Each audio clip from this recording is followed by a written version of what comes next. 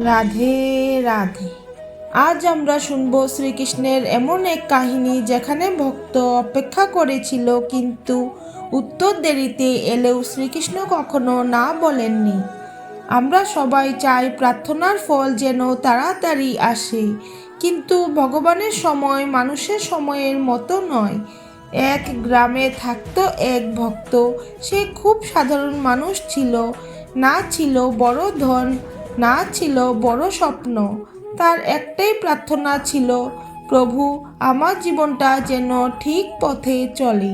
প্রতিদিন সে মন্দিরে যেত, প্রদীপ জ্বালাতো, শান্তভাবে বসে থাকতো। কিন্তু দিন যায়, মাস যায়, জীবনে কোনো পরিবর্তন আসে না। একদিন তার মন ভেঙে গেল। সে চোখ ভেজা গলায় বলল, প্রভু, আমি তো ডেকেছি, তুমি শুনছো না কেন? তুমি কি আমাকে ভুলে গেছো? মন্দির নীরব রইল, কোনো উত্তর এলো না। মন্দিরের কোণে বসে থাকা এক বৃদ্ধ সাধু ধীরে বললেন, বাবা, ভগবান দেরি করেন না, তিনি আমাদের প্রস্তুত করেন। তুমি যা চেয়েছো তার ভার বহন করার মতো তুমি কি প্রস্তুত? ভক্ত চুপ করে রইল। সেই রাতে ভক্ত স্বপ্ন দেখল। সে দেখল এক বীজ মাটিতে পড়ে আছে। সে জল ঢালছে, কিন্তু গাছ উঠছে না।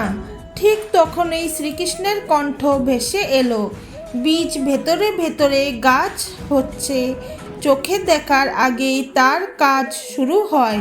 ভক্তের চোখ খুলে গেল। কিছুদিন পর ভক্তের জীবনে সুযোগ এলো, খুব বড় কিছু নয়, কিন্তু স্থির শান্ত। সে বুঝল এই সময়টাই সঠিক ছিল। আগে এলে সে সামলাতে পারত না। শ্রীকৃষ্ণ দেরি করেন না, তিনি আমাদের তৈরি করেন। যে উত্তর দেরিতে আসে তা আসলে আরও গভীর আশীর্বাদ। অপেক্ষা ভক্তির পরীক্ষা, আর ধৈর্য তার ফল। ভগবান না বলেন না, তিনি বলেন এখনো নয়।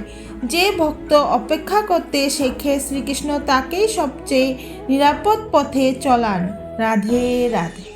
প্রিয় ভক্তগণ, আপনাদের যদি এই কাহিনী ভালো লেগে থাকে তাহলে অবশ্যই লাইক করুন এবং কমেন্টে লিখুন রাধে রাধে। এবং এমন আরও ভক্তিমূলক গল্প পেতে আমার চ্যানেলটি সাবস্ক্রাইব করুন।